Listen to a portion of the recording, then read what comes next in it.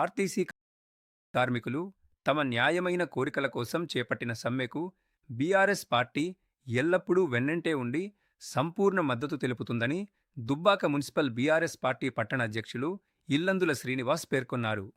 Dubbaka MLA కొత్త ప్రభాకర్ రెడ్డి ఆదేశాల మేరకు ఈరోజు దుబ్బాకలో జరిగిన ఆర్టీసీ సమ్మెలో బీఆర్ఎస్ పార్టీ శ్రేణులు భారీ సంఖ్యలో పాల్గొని సంఘీభావం ప్రకటించాయి.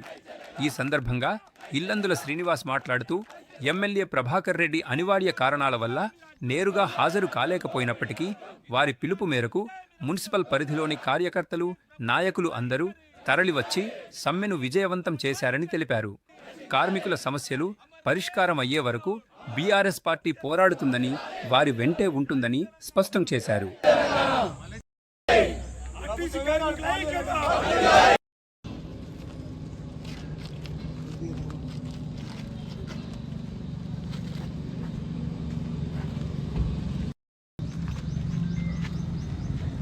చక్కగా మన సచివాలయం మెట్టెక్కుతు బస్సు నీ కుర్చీకి ఎసరస్తుంది. ఇది మాత్రం గ్యారంటీ.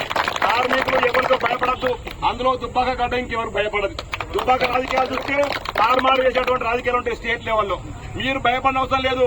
మీకు సంపూర్ణంగా మా పెద్ద మనిషి నిన్నగాక మొన్న సిద్దిపేటలో హరిశాన చెప్పిండు, నిన్న ఉస్నాబాద్ లో వడతల సైతం చెప్పిండు.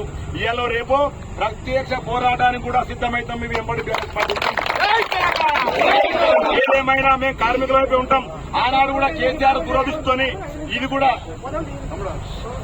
ఈ జీవో తెచ్చి ఆనాడు ఉన్నటువంటి గవర్నర్ తమిళసాయి పంపితే ఆనాడు ఈ తమిళసాయి ఏం చేసిందంటే పెండింగ్ లో పెట్టి ఓ కాలయాపన చేసి దీన్ని ఇంకా కాలాపన చేసి వెనకవేసింది.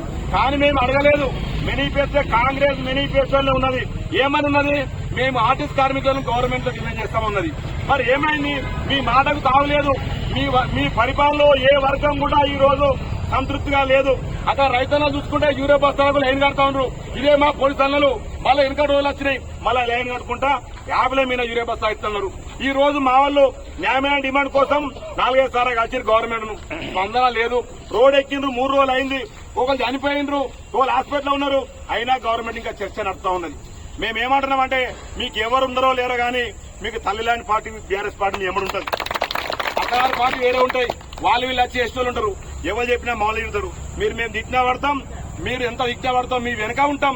మీ న్యాయమైన డిమాండ్ కోసం బీఆర్ఎస్ పార్టీ ప్రత్యక్ష పోరాటం చేయడానికి సిద్ధంగా ఉంటుంది. మీరు ఏమాత్రం అదే పడద్దు.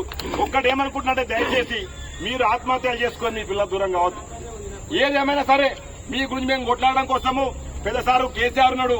ఒక్కసారి బయటకు వస్తే తెలంగాణ అంతా అగ్నిగుండం అవుతుంది. మీ కోరిక ఏదో గొంతమ్మ కోరికలు కాదు. ఒక్కొక్కరు ఈ వయసుకి వచ్చిండ్రు, వాళ్ళ జీతాలు సరిపోతలేవు. పిల్లల ఫీజులు కట్టాలి, రూమ్ కిరాయి కట్టాలి, వాళ్ళ తిండి పెట్టాలి. ఏం చేయాలి? జీతాలు పెంచరు, గవర్నమెంట్ కలపరు, ఉద్యోగ భద్రత లేదు. ఏది లేకుండా వాళ్ళను ఎట్టి చాకరీ చేస్తుంది వీళ్ళు ఆర్టీసీ కార్మికులు. మేమేమంటున్నాం, ధైర్యం ఇప్పుడు కూడా చిలగాట మడద్దు. అనుభవం లేనటువంటి డ్రైవర్లను పెట్టి కండక్టర్లు ఇస్తున్నాం. ఇవాళ మేము నోటిఫికేషన్ చేసి ఇంత నేను ఫోన్లో ఇచ్చినా మళ్ళీ నోటిఫికేషన్ విడుదల చేస్తుంది తాత్కాలికంగా. అనుభవం లేని డ్రైవర్లను పెట్టి బస్సులు నడిపి పేద ప్రజల ఉసురు పోసుకోవద్దు, పేద ప్రజల ప్రాణాలు చేయొద్దని చెప్తున్నాడు రేవంత్ రెడ్డికి. లేదు నువ్వు అట్టే చేస్తావంటే ఇలా రేపు ఊకుంటాం. ఎమ్మెల్యేలు అందరం వచ్చకుండా మేము కూడా మా కార్యకర్తలు అందరం వచ్చి కూడా మీతోనే కూర్చుంటాం, మీతోనే పోరాటం చేస్తాం. మీ హక్కులు సాధించే వరకు కూడా మేము వెంబడి ఉంటాము. దయచేసి మీరు వేరే కార్యక్రమాలకు పోకుండా, వేరే ఆత్మహత్యలు చేసుకోకుండా మీరు గట్టి కొట్లాడండి. ఎందుకంటే ఆ రోజు తెలంగాణ ఉద్యమంలో సగం పాత్ర మీది. సకల జిల్లా సమ్మె చేసినప్పుడు ఒక్కసారి చక్రం ఆగితే మొత్తము స్టేట్ లెవెల్ ఒక పిలుపు వచ్చింది. జేఏసీలో పనిచేసిండ్రు. అందుకే మేము అంటామంటే ఏ పార్టీ పని చేయకుండా ఎవరు చేయకుండా మీరు అందరూ మంచిగా ఉండాలి, మీ కుటుంబాలు మంచిగా ఉండాలి. మీ వెనుక ఎవరు రాకుండా బీఆర్ఎస్ పార్టీ ఎప్పుడు మీ వెనకాల ఉంటుంది. మీ పోరాటంలో మేము సగమైతాం కాబట్టి దయచేసి మీ అందరూ కూడా రేపో మాపో మా ఎమ్మెల్యే గారు వస్తారు, జైన్ అవుతాం. మళ్ళీ మీరు ఏ అవసరం ఉన్నా మాకు ఇవాళ నుంచి మేము కూడా మా చైర్మన్ గారు, మా కౌన్సిలర్ గారు, ఏదైనా అందరూ మామూలుగా ఉంటాం. ఏ చిన్న అవసరం వచ్చినా మేము ఎంబడి ఉంటాం కాబట్టి మీరు కూడా మమ్మల్ని వాడుకొని మీ పోరాటంలో సగభాగమై హక్కులు సాధించే వరకు పోరాటం ఆపొద్దని చెప్పి మనం చేసుకుంటూ జై తెలంగాణ. ఆర్టీసీ కార్మికుల సమ్మె ఈ రోజు 3వ రోజు చేరింది. వాళ్ళ న్యాయమైన డిమాండ్లను పరిష్కరించాలని గత 3-4 నెలల నుంచి జేఏసీగా ఏర్పడి ప్రభుత్వానికి డిమాండ్ చేసిన, చర్చలు పిలిపించిన ఎటువంటి స్పందన లేకపోవడం వల్ల ఈ గత 3 రోజుల నుంచి ఆర్టీసీ సమ్మె స్టార్ట్ అయింది.